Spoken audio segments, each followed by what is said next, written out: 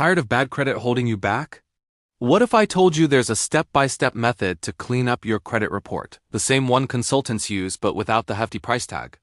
Today, I'm going to show you how to do it yourself, save hundreds of dollars, and learn some incredibly valuable skills along the way. By the end of this video, you'll have a clear action plan to challenge negative items and start building a stronger financial future. First things first, you need a copy of your credit report. And not just from one bureau, but from all three major ones: Equifax, Experian, and TransUnion. Why all three? Because a creditor might report to one, but not the others. You can get your reports for free once a year by law. Many banks and credit card companies also offer free access through their apps or websites. It's crucial to get the full picture before you do anything else. Once you have your reports, it's time to play detective. The first thing you'll check is your personal information. Is your name spelled correctly? Are your addresses, past and present, accurate? Even small errors here can cause issues. Next, you'll need to understand how to read the report itself. It's full of codes, but don't worry, they're pretty simple. You'll see codes for the type of account, like R for revolving credit or I for an installment loan. Then there's a number that shows your payment history. A 1 means you pay as agreed, that's your goal. A 2 means you've been 30 days late. A 3 means 60 days late, and so on. Your mission is to get as many R1 and I1 as possible.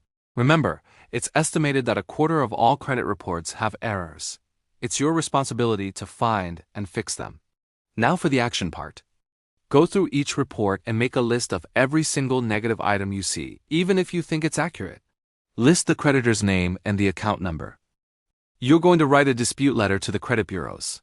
In this letter, start by providing all your personal information to identify yourself. List any errors in your personal data first. Then, list every negative account you found. State that you have reviewed your report and believe these items are in error and are highly injurious to you. Use those exact words, highly injurious. Request that they investigate these items and remove them if they can't be substantiated. End the letter by asking for an updated copy of your report once their investigation is complete. Here's a critical tip: always send your letters by certified mail with a return receipt. This creates a paper trail and proves they received your request. Keep a copy of everything you send. By law, once the bureau receives your dispute, they have about 30 days to contact the creditor and ask for proof.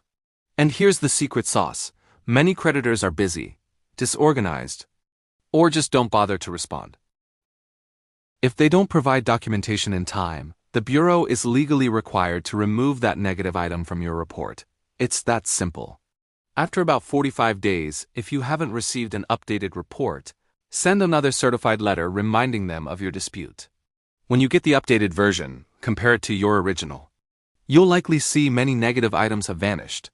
If some stubborn ones remain, don't give up. Just repeat the process. Send another dispute letter. The creditor might think it is a duplicate or just does not want to deal with it a second time. Again, if they don't respond, the item gets deleted. What if a negative item is verified and stays on your report? You still have options. First, you can contact the creditor directly and offer a settlement. Start by offering 50 to 60% of the debt, on the condition that they remove the negative mark or at least change it to settled. Another option is to offer to pay in full, but in a payment plan you can afford. Get it in writing that after a few on-time payments, they'll update your account status. This can turn a negative into a positive reference. If the creditor refuses to work with you, you have one more powerful tool. You have the legal right to add a 100-word statement to your credit report. In it, you can explain your side of the story and show that you made a good faith effort to resolve the debt. This statement is attached to your report and sent to anyone who pulls your credit. An honest explanation can often convince future lenders that you're a good risk. Taking control of your credit is a powerful move, and it all starts with these simple steps. Thanks for watching. If you found this helpful, please give this video a thumbs up and subscribe for more tips on mastering your finances. See you in the next one.